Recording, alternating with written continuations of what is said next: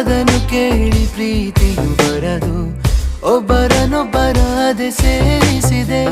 ಮನಸೋಡೆವುದೇ ಎದುರು ಬರಲು ಕ್ಷಣದಲ್ಲೇ ತಿರುವು, ಜೊತೆಗೆ ಇರಲು ಖಂಡ